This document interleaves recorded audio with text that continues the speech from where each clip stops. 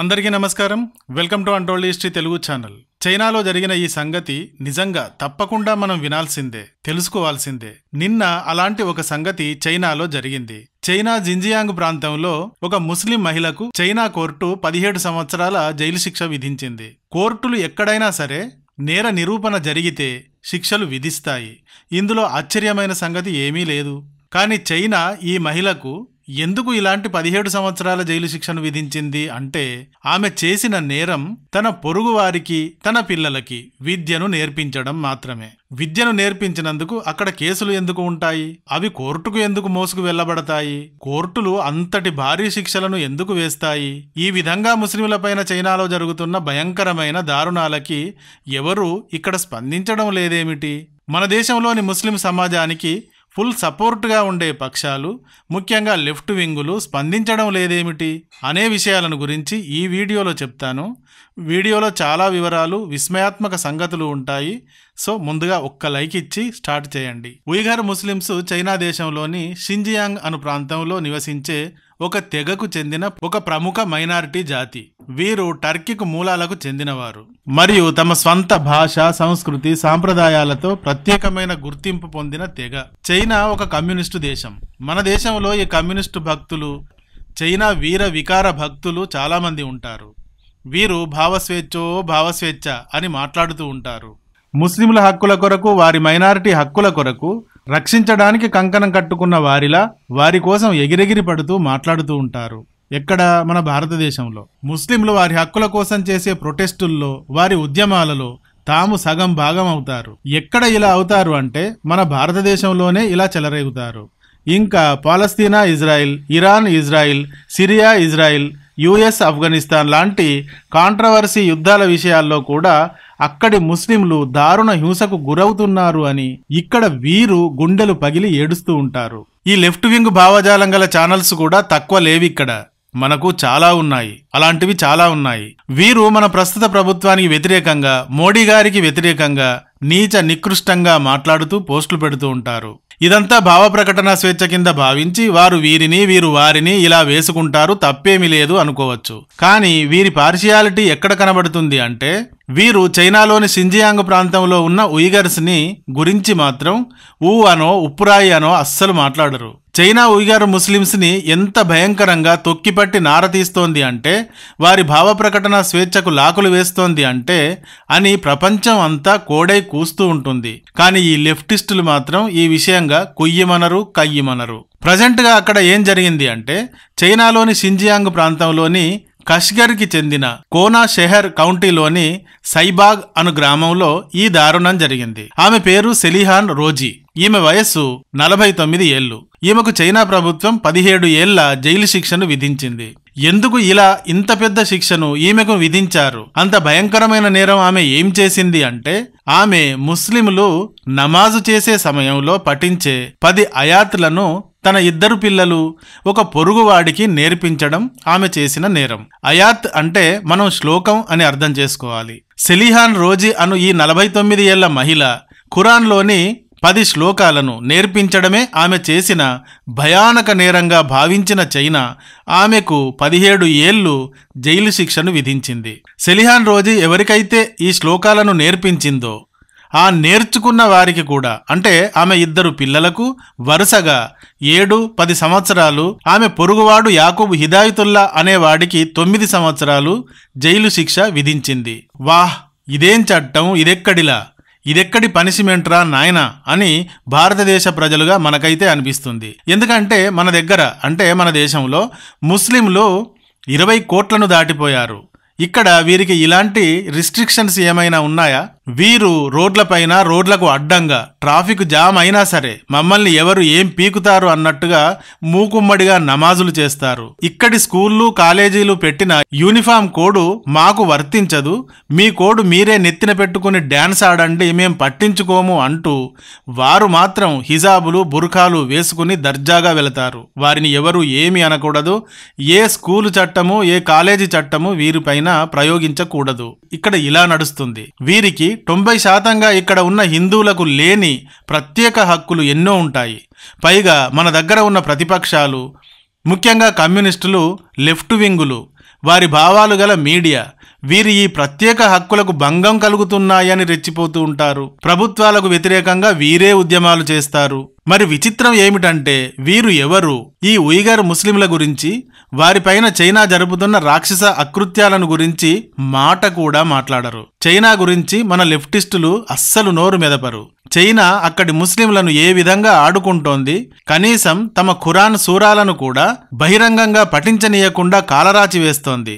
China ఈ ఉయిగర్లను ఏ విధంగా sit, stand, get in, get out, ఒంగోండి, తొంగోండి, గోడ కుర్చీ వేయండి, ముక్కు భూమికి రాయండి అన్నట్టుగా కోత కోస్తోందో చెబుతాను, మీరే చూడండి. చైనాలోని ఈ షింజియాంగ్ అనే ప్రాంతంలో 12 మిలియన్స్ ఉంటారు.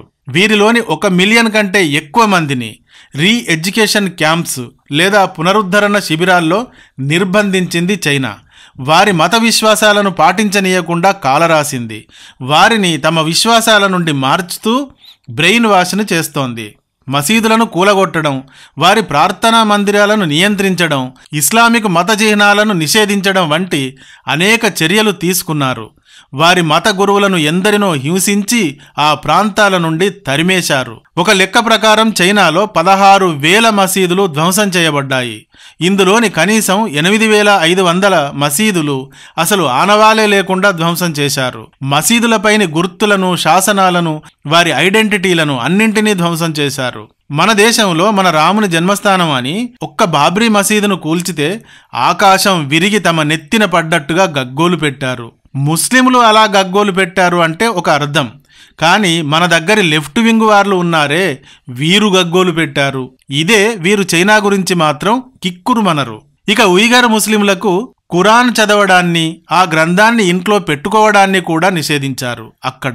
అందుకే ఈ సెలిహాన్ రోజీ అను ఉయిగర్ మహిళను ఖురాన్ శ్లోకాలు నేర్పిస్తోంది అని 17 ఏళ్లు జైలుకు పంపారు. ఇప్పుడు ఉయిగర్స్ జనాభా నియంత్రణ కోసం వారికి బలవంతపు గర్భనిరోధక ఆపరేషన్స్ జరిపించారు, అబార్షన్స్ చేయించారు, గర్భ నిరోధక పద్ధతులు పాటించాలి అంటూ ఒత్తిడి పెట్టారు.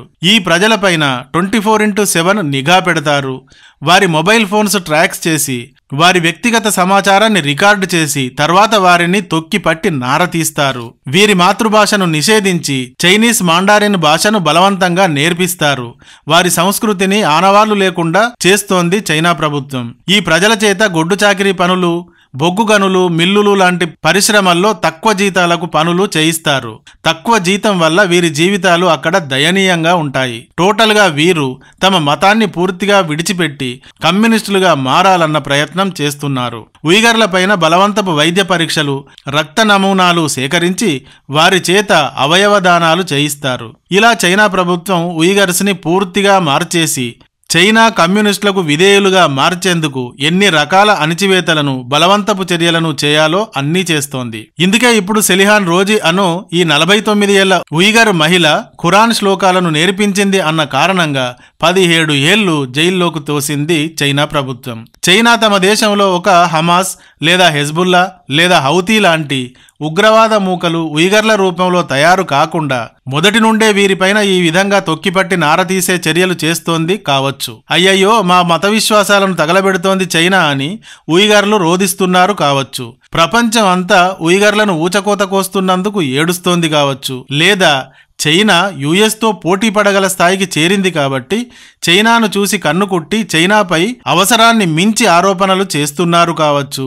ఈ టాపిక్లో అన్నీ కలిసి ఉన్నాయి అన్న సత్యం, చైనా ఉయిగర్లను వారి ఇస్లాం నుండి మార్చాలి అనుకుంటోంది అన్న సత్యం మాత్రం మనం గ్రహించి తీరాలి. అయితే ఇలా ప్రపంచం అంతా ఉయిగర్లను గురించి అయ్యో వారు అణచివేతకు గురవుతున్నారు కదా అని ఏడుస్తూ ఉంటే మన దేశంలోని ముస్లింలు మనకంటే ఎక్కువ హక్కులతో జీవిస్తూ ఉన్నారు కదా, అలాంటి వారి హక్కులకు ఏదో జరిగిపోతోంది అని ఎలుగెత్తి ఏడుస్తారు ఈ లెఫ్ట్ వింగులు. మీరు కూడా ఒకసారి వీరిని గురించి చూడండి. సిఏఏ, ఎన్ఆర్సి, దీని గురించి ముస్లింలు ఎంత వ్యతిరేకిస్తున్నారో వీరికంటే ఎక్కువగా ఈ లెఫ్టిస్టులు వ్యతిరేకిస్తూ ఏడుస్తున్నారు. దీనిని మనం చూస్తున్నాం కదా. 2002లో గుజరాత్ అల్లర్లలో తీవ్రవాద గుంపు ఒకటి రైల్లో వెళుతున్న సాధువులను కాల్చిన సంగతి మాట్లాడక ముస్లింలపైన మాత్రం ఊచకోత జరిగింది అని దానికోసం ఓ ఉద్యమాన్ని తీసుకువచ్చి దానికి ముందుండి నడిపింది ఈ లెఫ్టిస్టులే.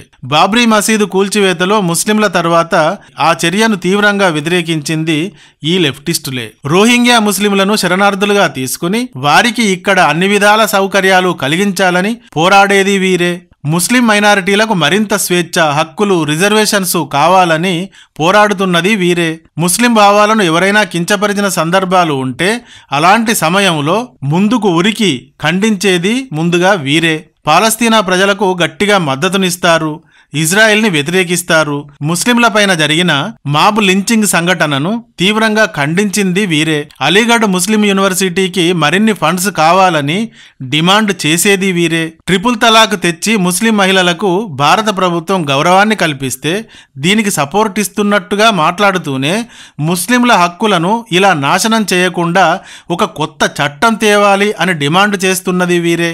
ఇలా లెఫ్టులు, వారి గ్రూపులు, వారి భావాలు గల ఛానళ్లు హిందువులకు జరిగే అన్యాయాన్ని గురించి షటప్ అవుతాయి, ముస్లింల గురించి మాత్రం రెచ్చిపోతాయి. దీనిని మనమేమీ ఇక్కడ తప్పు పట్టడం లేదు.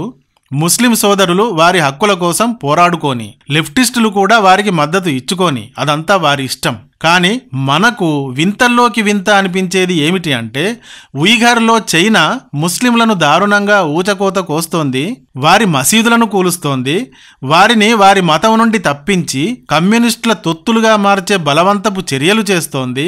అయినా ఇలాంటి వాటిపైన గాంధీగారి 3 కోతుల్లా గమ్మునుంటారు వీరు. ఎప్పుడూ వీరు ఉయిఘర్లకు మద్దతును ప్రకటించలేదు ఇంతవరకు. చైనాకు సంబంధించిన ఇలాంటి విషయాలపైన చాలా జాగ్రత్తగా స్పందిస్తారు. ఇదంతా పశ్చిమ దేశాలు చైనాను ఇరుకున పెట్టే అతి ప్రచారం అని ఉల్టాగా స్పందిస్తారు. సరే, మనకైతే ఈరోజు స్పష్టంగా కనబడింది కదా, ఖురాన్ శ్లోకాలు 3 నేర్పించింది అని ఒక ముస్లిం మహిళని, సెలిహాన్ రోజీ అను ఆవిడకి ఏకంగా 17 ఏళ్లు జైలు శిక్ష వేయడం మనకు కనబడింది కదా. దీనిని బట్టి చైనా ప్రభుత్వం ఉయిఘర్ ముస్లింలను ఎలా అణచివేస్తోందో అనేది కూడా అర్థమవుతుంది కదా. ఇక ఇక్కడ మీరే చూడండి, ఇలాంటి వాటిని గురించి ఈ లెఫ్టిస్టులు, వారి భావాలు గలవారు చైనాను ఒక్క మాట అనరు. చైనా మోచేతి నీళ్లు తాగేవారిలాగా అన్నీ మూసుకుని కూర్చుంటారు. మన ప్రభుత్వం ఏదైనా సిఏఏ, ఎన్ఆర్సీ, వాక్ఫ్ అని అంటే వారిపైన ఎగబడతారు. ఇప్పుడిక మీరే చెప్పండి ఫ్రెండ్స్, ఉయిఘర్స్ని గురించి, చైనాని గురించి, మన దగ్గరి లెఫ్టులు మన ప్రభుత్వంపై ఎగబడడం గురించి మీరే ఏదైనా చెప్పండి. ఈ వీడియో గాని నచ్చితే ఒక లైక్ ఇవ్వండి. అలాగే ఇంతవరకు మా ఛానల్కి సబ్స్క్రైబ్ చేసుకున్నట్టయితే వెంటనే సబ్స్క్రైబ్ చేసుకోండి. ఇలాంటి వీడియోల నోటిఫికేషన్స్ కొరకు బెల్ ఐకాన్ని కూడా క్లిక్ చేయండి. Thank you for watching.